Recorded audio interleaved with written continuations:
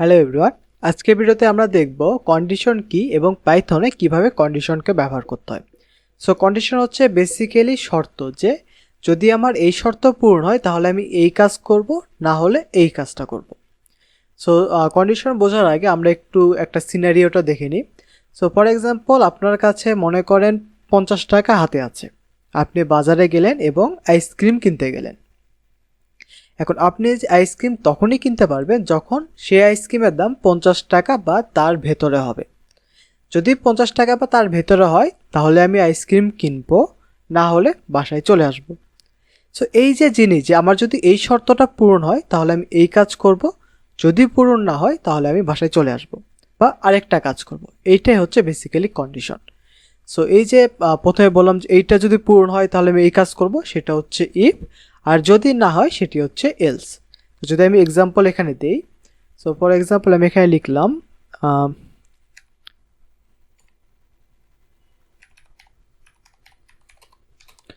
আইসক্রিমের দাম, so for example ধরেন 45 টাকা।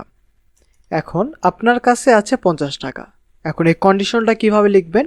কন্ডিশন লেখার নিয়ম হচ্ছে প্রথমে ইফ লিখতে হয়, তারপর ফার্স্ট ব্র্যাকেট দিতে হয়।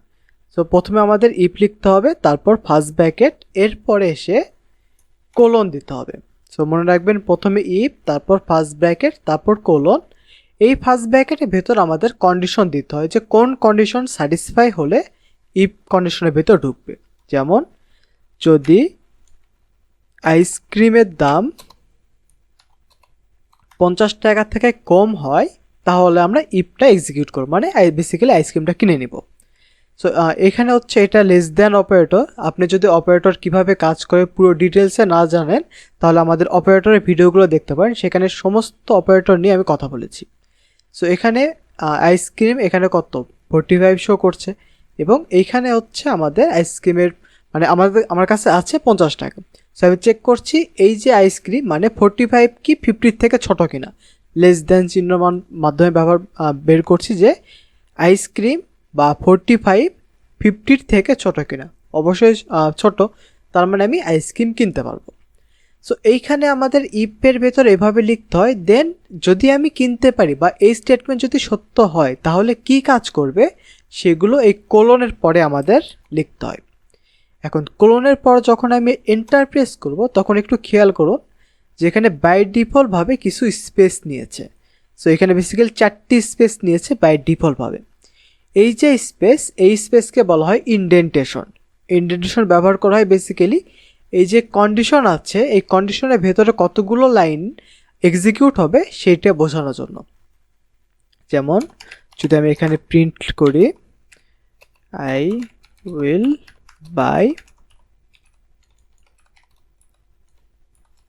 আইসক্রিম। এখন এই লাইনটাকে আমি আরেকবার কপি করে ডুপ্লিকেট করি। ওকে, এখন এইখানে একটু জিনিস খেয়াল করুন যে এই লাইন এবং এই লাইন, দুই লাইন সেম, বাট আমি কিভাবে বুঝবো যে কোনটা ইপের ভেতরে এক্সিকিউট হবে? সো যদি এই শর্তটা পূরণ হয় তাহলে তো আমি একটা কাজ করব। সো আমি কিভাবে বুঝবো যে এই দুই লাইনের মধ্যে কোন লাইনটা কাজে হোক এই ইপের ভেতরে কাজ করবে?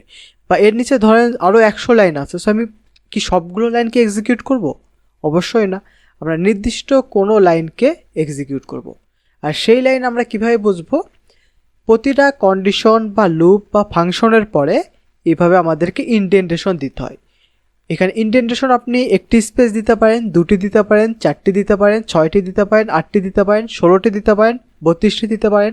সো এভাবে আপনি ভেরি করবে, আপনি ইচ্ছে মতো ইনডেন্টেশন দিতে পারবেন। বাট অবশ্যই মনে রাখবেন, এই লাইনে যে ইনডেন্টেশন ব্যবহার করেছেন এর নিচে যতগুলো লাইন আছে সবগুলোতে এক্স্যাক্ট স্পেসটি দিতে হবে। এখানে যেহেতু আমি 4টি স্পেস দিয়েছি, সো এর নিচে যতগুলো লাইন হবে সবগুলোর ভেতরে 4টি স্পেস দিতে হবে। সো এই ইনডেন্টেশনের মাধ্যমে আমরা বুঝতে পারি যে কোনটা এর ভেতরে কাজ করছে। সো এই যে লাইন আছে সেটা হচ্ছে ইফের ভেতরে কাজ করছে, আর এইটা ইফের ভেতরে না। সো আমি যদি এখন ফাইলটিকে রান করি, আমাদের এই লাইনটি 2বার প্রিন্ট করছে, I will buy ice cream and I will buy ice cream. But আমি যদি এখানে 55 লিখি তাহলে কি এই স্টেটমেন্ট ফলস? কারণ আইসক্রিমের মান এখন কত? 55। 55 কি 50 থেকে ছোট? অবভিয়াসলি না। সো যেহেতু এটা ছোট না, মানে এই কন্ডিশনটি ফলস, সো ইফের ভেতরে কিন্তু ঢুকবে না, যার কারণে কিন্তু এই লাইনটি প্রিন্ট করেনি। বাট যেহেতু এর পরের লাইনটি অটোমেটিকভাবে মানে লুপের ভেতর কন্ডিশনের ভেতর নেই, যার কারণে জাস্ট একবার প্রিন্ট করবে। এই যে এটা আমি এখানে একটু ইন সেকেন্ড লাইন, তাহলে আপনার বুঝতে ইজি হবে যে এটা কোন লাইন। দেখুন এই যে ইন সেকেন্ড লাইন মানে এই লাইনটি প্রিন্ট করেছে।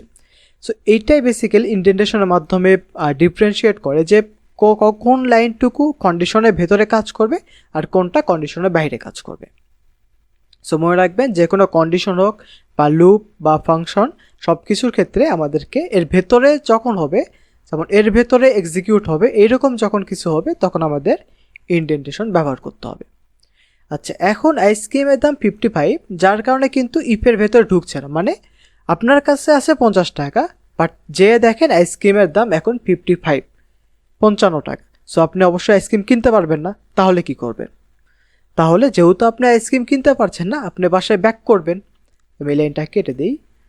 আচ্ছা, এই লাইনটা আমি কমেন্ট করে রাখি যেন আপনার বুঝতে ইজি হয়। আচ্ছা, এখন যেহেতু আমাদের আইসক্রিম কেনা হচ্ছে না, তাহলে আমরা কি করব? বাসায় ব্যাক করব। আর এই জন্য আমাদের ব্যবহার করতে হয় এলস। মনে রাখবেন, ইফ এবং এলস কিন্তু সেম লাইনে হতে হবে, এখানে কিন্তু এভাবে ইন্ডেন্টেশন ব্যবহার করা যাবে না। সো ইফ এটা বেসিক্যালি ইন্ডেন্টেশন ব্যবহার করে আমরা এই কন্ডিশনের ভেতরে এক্সিকিউট কী হচ্ছে।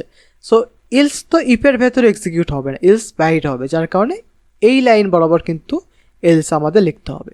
দেন কোলন দিয়ে এন্টার প্রেস করে ইন্ডেন্টেশন থাকা অবস্থায়, এই যে এখানে ইন্ডেন্টেশন থাকবে, এখানে আমাদের প্রিন্ট করতে হবে।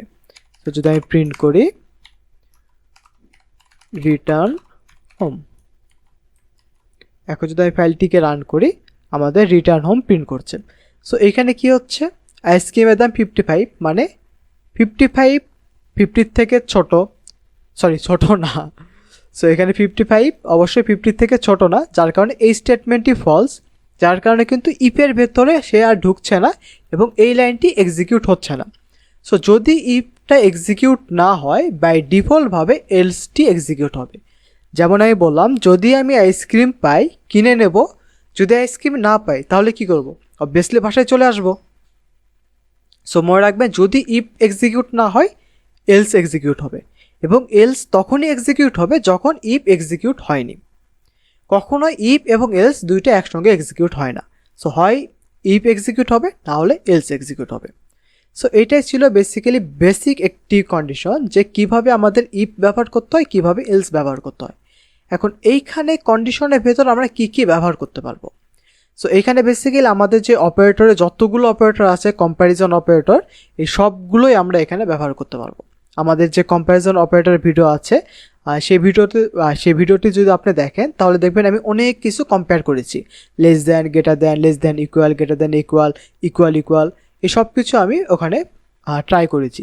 এই সবগুলোই আমরা এই ইফের ভেতরে কাজ করতে পারি, এবং যদি ইফটা এক্সিকিউট না হয়, তাহলে বাই ডিফল্টভাবে এলস এক্সিকিউট হবে। সো এটা ছিল বেসিক কন্ডিশন। আজকে ভিডিও এই পর্যন্তই, দেখা হবে পরের ভিডিওতে। ধন্যবাদ।